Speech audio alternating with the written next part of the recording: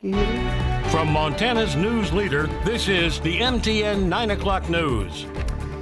Good evening and thanks for joining us tonight. I'm Russ Riesinger. Congress appears to be on the verge of passing a new pandemic relief measure, with Majority Leader Mitch McConnell going as far as to say the Senate won't go home until a deal is reached.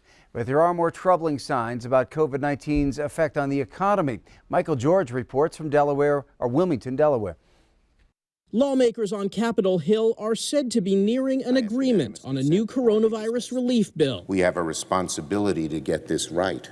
People's lives depend upon it. It's been 5 months since Congress passed the last COVID spending package. Now they're under pressure to get something done soon. I don't have nothing. I don't have a job. I don't have nothing. I have 5 kids. Hundreds of people lined up in Miami just for a chance to receive a free supermarket gift card.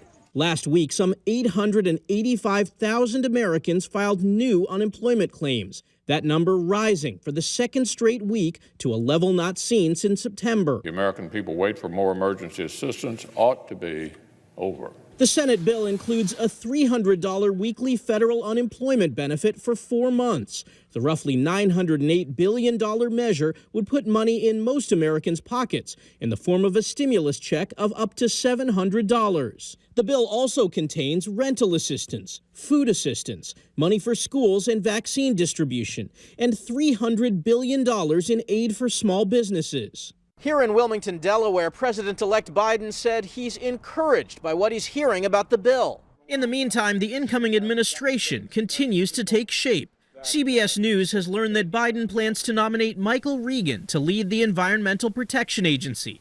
If confirmed, the 44-year-old will become the first black man to run the EPA. Biden is also going to name Deb Haaland as his Interior Secretary. The New Mexico Congresswoman would be the first Native American to serve in the cabinet. Michael George, CBS News, Wilmington, Delaware. Well, Cedric Richmond, a senior advisor to President-elect Biden, has tested positive for COVID-19. In a statement, a transition spokeswoman said he and Biden's recent interactions have all been outdoors and have lasted less than 15 minutes. The president-elect did take a coronavirus test today, and it came back negative. Well, the 5-person panel that will draw new legislative district boundaries in Montana has a new chairperson, but it still isn't known if Montana will get a new congressional district next year. The Montana Supreme Court this week appointed former law professor and Confederated Salish and Kootenai tribal attorney May Lynn Smith. She'll take the place of former University of Montana president Sheila Starnes, who resigned for personal health reasons. The Districting and Appointment Commission has 5 members, 2 Republicans and 2 Democrats, and the chair. GOP members this week criticized the selection of Smith, saying she has a background of donating to Democratic candidates. But Democratic Commission member Kendra Miller noted that GOP members haven't even met Smith and said she has a solid reputation in the legal community. Miller also says census results determining whether Montana gets another congressional district may not be submitted until late January. The commission redraws Montana legislative district boundaries every 10 years to reflect population changes from the census. The YWCA receives a major grant to help house local women and children who are victims of domestic violence. Mackenzie Scott, the former wife of Amazon founder Jeff Bezos, has given $1 million to the YWCA of Billings. Scott's advisors looked at nearly 6,500 organizations, donated more than $4.1 billion in gifts to nearly 400 of them. That money coming to Billings will go toward a $3 million building with 24 studio apartments. The YWCA already has the Gateway Shelter and the Gateway Apartments. That new building will go up on a piece of land next to those buildings. This is one of the most amazing things that's happened in my entire career, and it certainly is a precedent situation here at YWCA. We've never received a gift that large, and it was like it just dropped out of the heavens right when we needed it. We get up every day here so excited because we can make a difference. Mary Lee Olson says the YWCA will work on raising another $2 million, and construction is set to start in the spring of 2021. Montana health officials reported another 8 deaths related to COVID-19 today. That increase brings the statewide total to 890 victims. The latest death in Bighorn County marks the 59th in that county. There are also new deaths to report in Dawson, Sheridan, Yellowstone, Lewis, and Clark and Ravalli counties. As the COVID-19 vaccine rolls out across the country, a survey is seeking to get input from Native Americans. That survey was created by the Urban Indian Health Institute in Seattle, Washington. All Native Americans and Alaskan Natives across the country are encouraged to fill it out by December 30th. The survey asks questions about your knowledge, attitudes, and beliefs toward the new vaccine. The results will be used to create a national campaign. We will be compiling resources about the COVID vaccines, so things such as videos, flyers, and posters, so that we make sure Native people have the best and accurate information available to them. We have been getting about 100 responses today, but I would like it to be 1,000 responses today. And we are offering great raffles and prizes right before the holidays to encourage people to do that. Well, a link to the survey can be found in this story on our website, ktvq.com. It's been several days since the first Montana hospitals received the first shipments of the COVID-19 vaccine.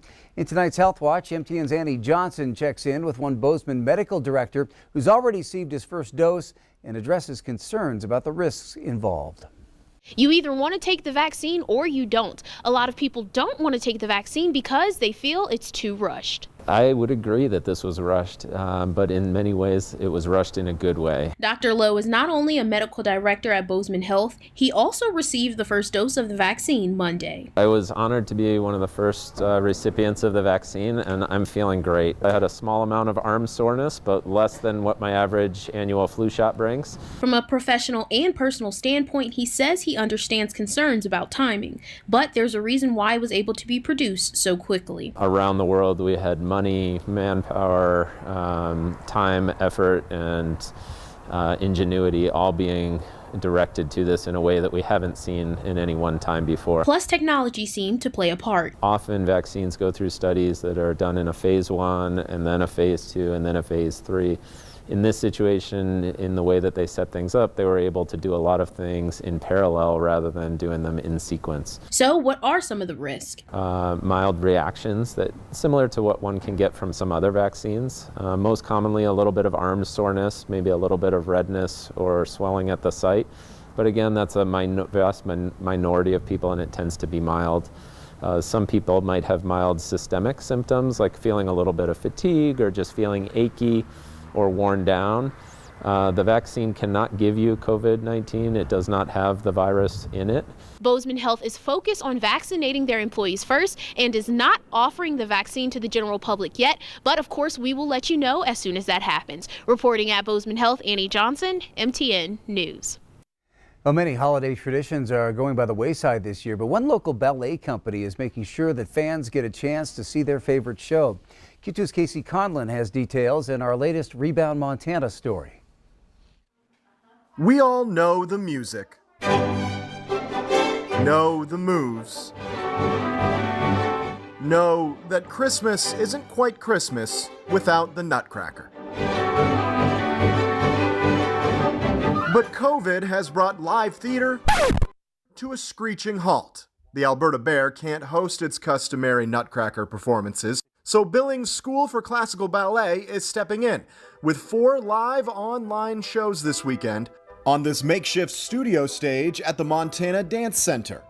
We're really lucky that we have this really big room. It's really comfortable. We're very familiar with it. We already know the floor. We don't have the grandeur of a theater and all the fun that comes with that. But this is also a pretty darn good alternative.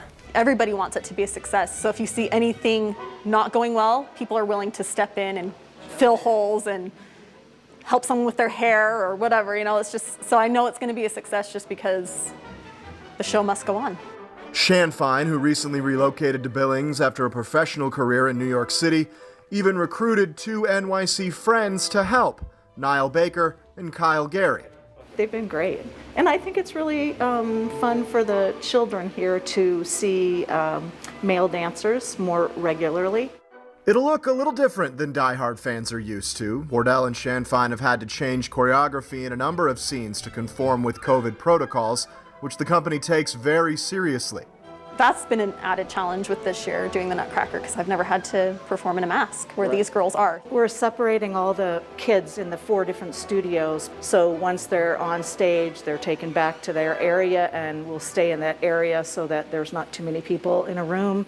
But at its essence, this will still be the Nutcracker, a ballet that still holds a special place in every dancer's heart.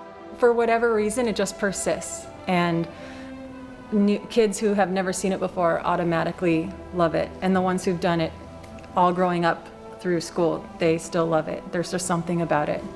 And it will likely mean more this year when so much of normal life has been taken away than ever. It's huge, really huge. They didn't get to do recital. I'm getting teary-eyed. They didn't get to do recital. Children love to perform, and in a dancer's life, it's not really long, your opportunity to continue dancing. So the Nutcracker is a big deal to a lot of people. Thus, the show will go on. Casey Conlon, MTN News. Thanks, Casey. The performances are scheduled for tomorrow and Saturday nights, as well as a Saturday and Sunday matinee. Ticket prices range from $30 for a single live stream to $60 for a large family gathering, and you can purchase them at scbbillings.com, and the link will be emailed to you after purchasing. Still ahead on the MTN 9 o'clock news, spreading holiday cheer. A Montana teacher's Christmas video has gone viral, surprising even himself. That story coming up next. But first, it may be a white Christmas after all. Bob's got that in your full forecast.